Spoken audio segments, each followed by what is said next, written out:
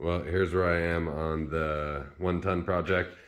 The 60 is basically completely done. Truss is all welded.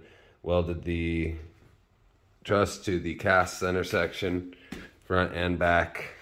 Not the prettiest welds, but there's 0 cracks. I mean, I tried a little section with MIG again, even preheating it, 400, 450. No matter what I did, there are micro cracks in it. So I don't know how people are MIG welding that center cast section with magic. But I used some different wire.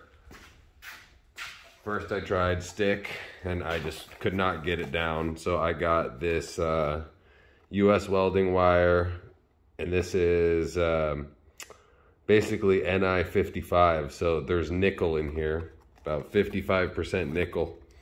And that allows for when the weld is cooling, it's not as brittle and it allows some movement in the weld and it doesn't crack.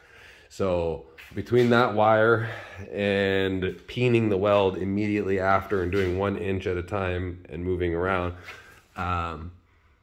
you know, it's not the prettiest, but it's definitely adhered and there's no cracks. It's really difficult to weld that cast. Everything else came out pretty good. Some welds are better than others, but I'm not a professional welder. I'm a nurse, you know, so this was just my side hobby thing. But no cracks in any of the welds. Everything seems to have really good penetration. These brackets are the Johnny joints I got now in because these were all welded on for the upper control arms.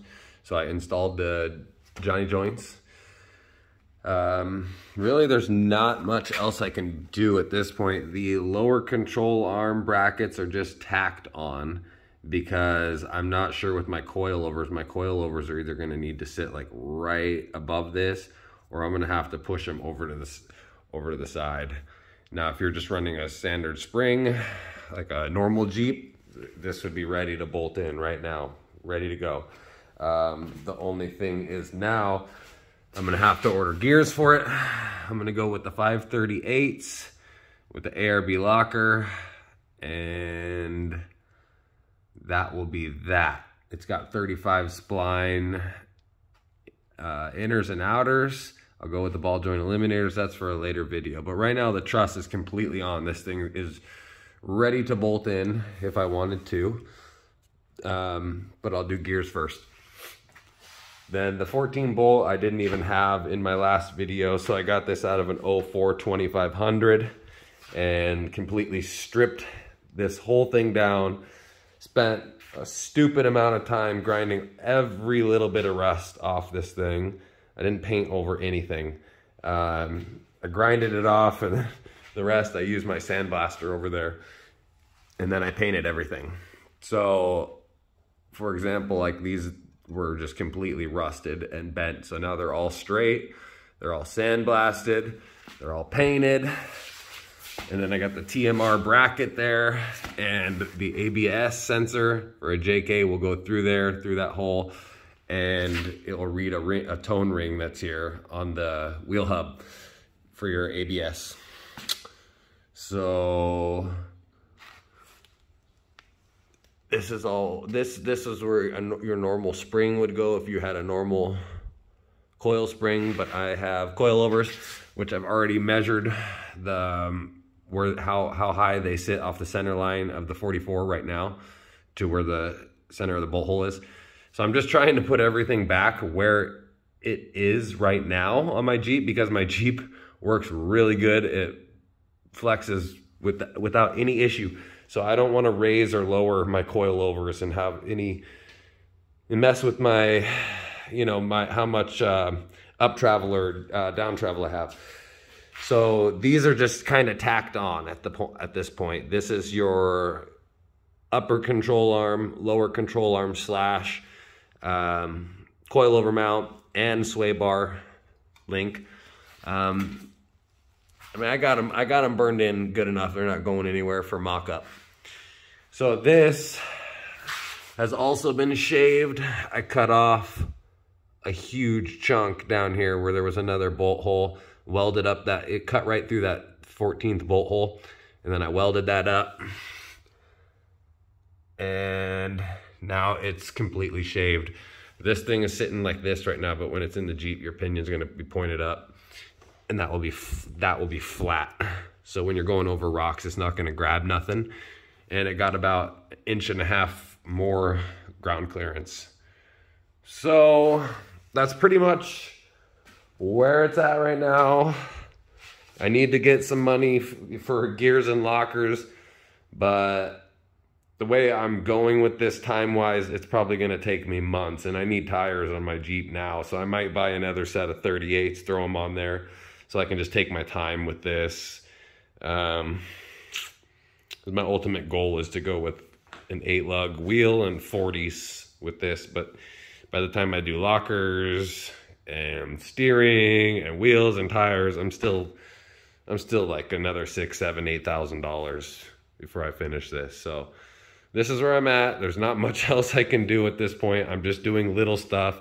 Here's the wheel hub.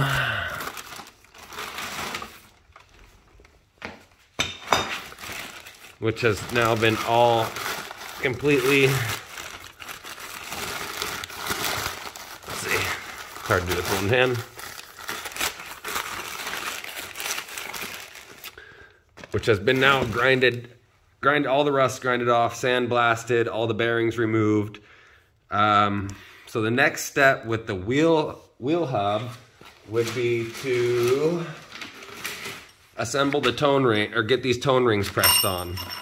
These are from TMR, the same company that makes those shiny silver brackets for the ABS. And this is gonna need to get the hub, it gets machined down just a little bit so that this can get pressed on. When that is pressed on and it's a tight fit on there and flush, that's what goes here. Your sensor will come out here and read those rings. So this is a 60 tooth, and then on the front hub of the Dana 60, it's a 60 tooth. You have to have everything matching, either go 52 or 60. I'm going 60 tooth because the front is 60, and then I don't have to change anything up there. I just have to add a 60 to the rear. And then all new Timken and National bearings and seals. This is set 76 and what, 38, I think. 38, yeah, 76, 38. And then for the seal, it's 710568. That's where I'm at right now. I'm gonna be taking those to a machine shop. And then the, right there, that's your wheel hub adapter, which these need to be grind down flat. This cannot be sticking out. And this will go onto these. And this changes the bolt pattern from 8 by 6.5 to 8 by 170. So it will match the front, because right now this is 8 by 170. This is 8 by 6.5, but this changes the rear from 8 by 6.5 to 8 by 170, and also adds 1.5 inch on each side for a total of 3 inches, so that this 14 bolt will be 3 inches wider and match the width of the front 60. Otherwise, that would be 3 inches narrower. Your rear would be sticking in 3 inches, while your front would be, your tires would be out 3 inches more in the front. So that will make everything the same width, same bolt pattern. So that's where I'm at now. It's just little stuff until I get gears. I think I'm not gonna go with Yukon gears. I've heard a lot of bad things about them, making noise and whining. I've never run them before, so there's no point to start now. I'll probably just do Revolution gears and get ARBs for both. Call it a day. Anyways, have a good one. Take care. Peace.